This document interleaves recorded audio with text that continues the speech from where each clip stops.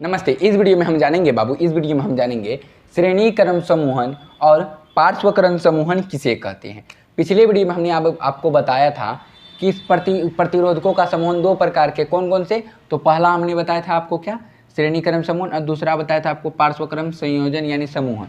तो अब इसके बारे में हम जानेंगे कि इन दोनों के बारे में जानेंगे कि श्रेणी क्रम समूहन किसे कहते हैं और इन किसे कहते हैं। दो प्रकार के तो है, लेकिन किसे कहते हैं श्रेणी क्रम, आखिर उसे श्रेणी क्रम समूहन की। तो देखिए श्रेणी क्रम समूहन, देखिए बाबू यहाँ पर जब प्रतिरोधकों को एक ही क्रम में जोड़ा जाता है तो उसे ही श्रेणी क्रम समूहन कहते हैं। अब देखिए बाबू,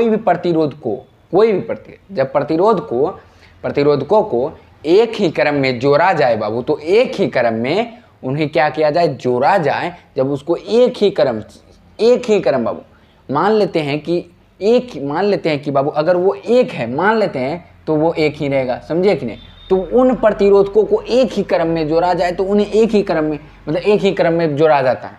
अब चलिए इनका जो है कि सूत्र की जानकारी करते हैं बाबू। तो देखिए श्रेणी क्रम समूहन यानी संयोजन, जिसको हम यहाँ पर लिखा भी दिए, देखिए समूहन को क्या कहते हैं, संयोजन का सूत्र क्या बाबू, सूत्र RS बराबर R1 plus R2 plus R3 होता है।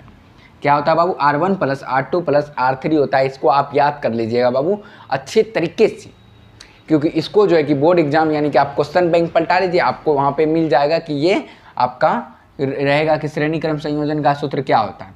अब चलिए बाबू हम बात करेंगे समांतर क्रम यानी कि पार्श्व क्रम संयोजन। तो इसको देखिए बाबू, इसको यानी कि पार्श्व क्रम संयोजन ही क्यों कहता है। अब देखिए यहाँ पे, तो यहाँ पर दिया है, जब दो या दो से अधिक प्रतिरोधकों को समांतर क्रम में जोड़ा जाता है तो उसे पार्श्व संयोजन कहते हैं।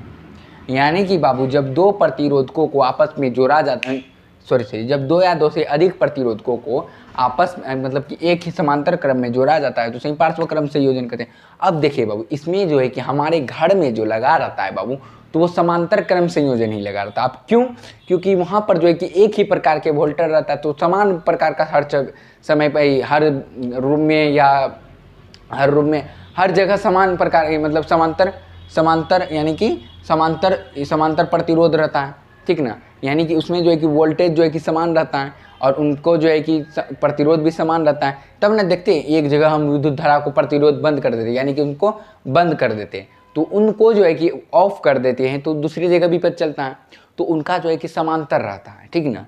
तो समझ में आया बाबू आप लोग को यहाँ तक। अगर आप लोग इसको उतारना चाहते हैं तो उतार सकते हैं। समझ में आया, उतार लीजिए बाबू फॉर्मूला। हाँ बाबू, इसका सूत्र जो है कि बाबू यानी कि पार्श्व संयोजन का सूत्र इसमें सिर्फ 1 लगा दीजिएगा, तो जो है कि अगर इसके मतलब इस RS और R1 और R2 और R3 को बट्टे में ला दीजिएगा तो ये क्या हो जाएगा, हमारा पार्श्व क्रम संयोजन का सूत्र। आई होप कि बाबू यहाँ तक आपको समझ में आया होगा। तो मिलते हैं अगले वीडियो में, जुड़ना ना भूलें, थाला ऑनलाइन क्लासेस। हाँ, तो धन्यवाद।